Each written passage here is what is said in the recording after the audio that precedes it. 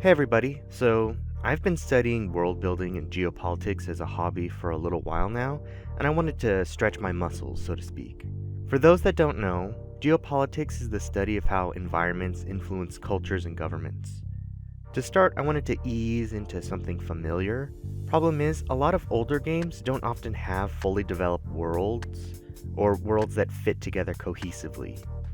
Even modern games often lack this cohesion. Looking at you, Dark Souls 2.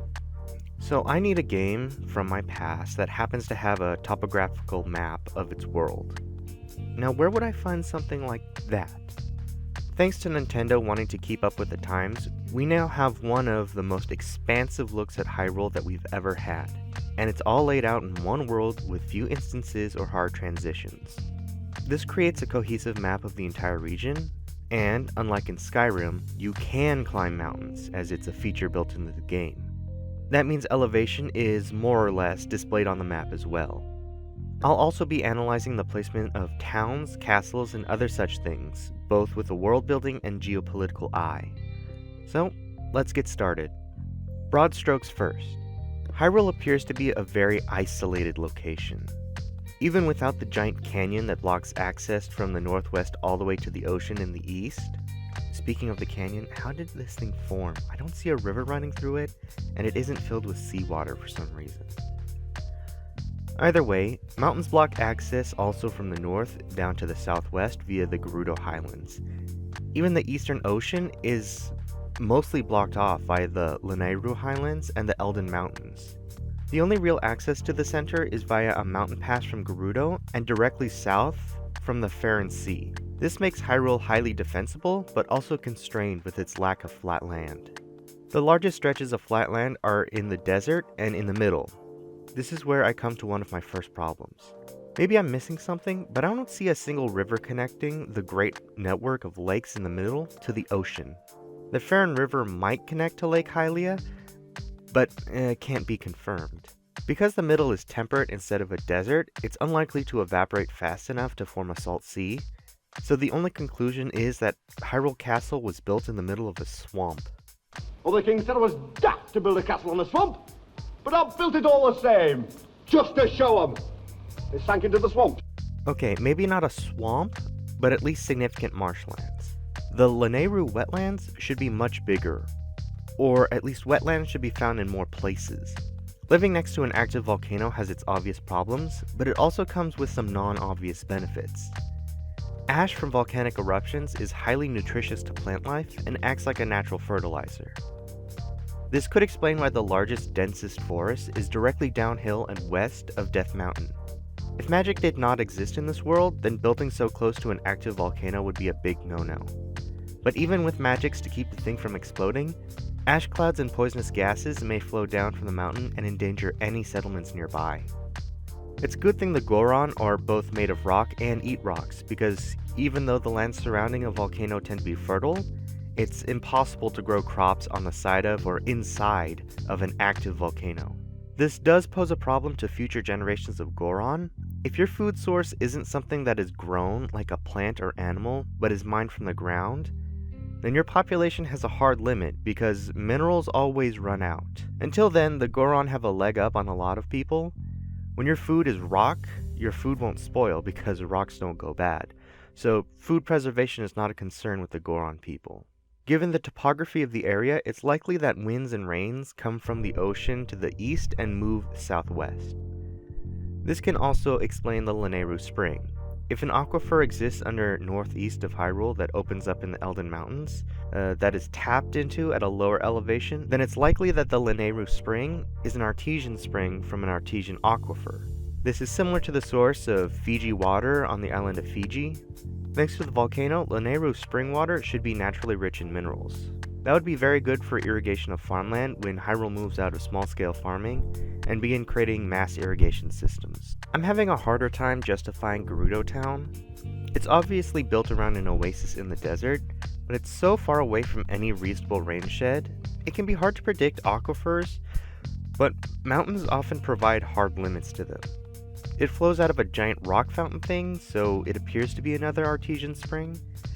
The placement of the desert itself makes sense. If rains come from the northwest, then Gerudo lands would be in a double rain shadow.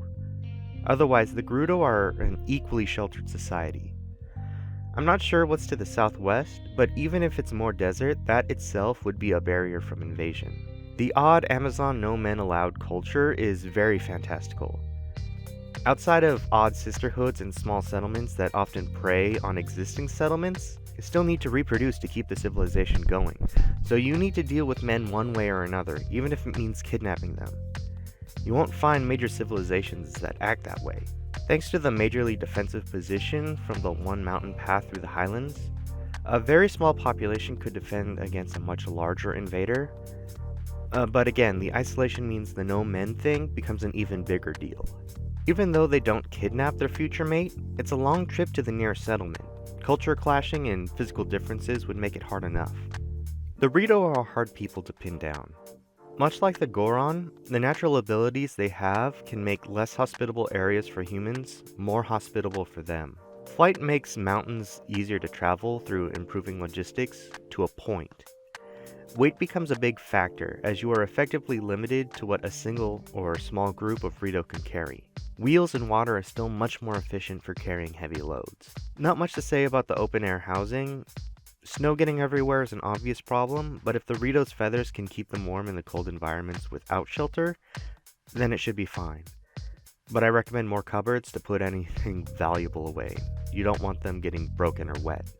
Not a lot of available farmland in the area. What isn't covered in snow is often covered in rocks. This does lead to a question of Rito biology. What do they eat? You can often tell what a bird's diet is by the shape of its beak and talons. There's a bit of a problem with the Rito. They don't really match any specific classification. Worse, they seem to change species as they get older. Young Rito almost appear duck-like with their wide, flat beaks and general body shape. The adult Rito are even harder to pin down. Beak shape varies a bit, so it's very difficult to determine if the Rito are a primarily hawk-like meat-eating species or a parrot-like fruit and nut eater. And the elder has an owl-like appearance. At a stretch, I could assume nut eaters could eat grains if needed. A hawk-like species developing in a cold, mountainous region makes sense, but a carnivorous diet is very limiting for a species' potential growth. Fruits are uncommon in mountainous areas, and nuts only slightly less so. Everyone but the Goron appear to be omnivores, so this is mostly academic. An interesting advantage Rito have over species is the valuables they produce from their own body. Apparently, the Rito can create warm clothes from their feathers, baby feathers specifically. The lack of taboo of using your fellow species' natural cast-offs is interesting enough, but to do so for profit is something else. The Zora use their own scales to make Zora armor, but those pieces are considered very personal and often ceremonial. If Rito feathers provide superior insulation for clothing, then, considering the mostly temperate environment, they have a built-in industry ready for them. Hyrule is an unnaturally diverse biome with highly varied terrain. The wealth of natural resources this provides is balanced by the difficulty of building infrastructure and often hostile wildlife. The abundance of intelligent species makes ruling Hyrule as a United Kingdom difficult. The Goron volcano home makes it nearly impossible to conquer them through military means, and are mostly self-sufficient due to a diet of minerals from the local area. Diplomacy is likely the only way to keep them on board, unless desirable minerals are found outside of the mountain home. Zora should be the natural rulers of the waterways and do control the main source of fresh water for the area. The flexibility of movement the Zora will be unmatched by any other power until steamships are invented. Other than the Zora being somewhat frail, vulnerable to ice and fire, it is strange that they do not control more land, or at least the land that is most directly connected by water. Investment in competitive land infrastructure will improve the flexibility of Hyrule's forces. The lack of boats limits the ability of Zora to trade, so outcompeting with land trade will keep the Zora in line. The Rito are in a defensive position that is almost as good as the Gorons, but are limited due to the lack of natural resources, especially farmland. Their natural domination of the sky gives their military even more flexibility, but limits potential heavy weapons usage. Rito likely have a small population, and are at the mercy of Hyrule proper for food imports. Military intervention is possible, but undesirable if economic controls work. Gerudo lands also have excellent defensive terrain, but the Gerudo do not live in the defensive areas themselves. Control over the Gerudo is not strictly necessary if the Highland passes can be sufficiently fortified. The unique social structure of the Gerudo guarantees they need access to Hyrule more than the other way around. Gaining control over Hyrule's borderlands is a top priority as many species, not of the ruling class, live there. Expect very Russian-esque responses and policies with regards to all its neighbors, as its limited access to the sea will keep government planners focused on matters of land. We live on a bloody swamp. We need all the land we can get.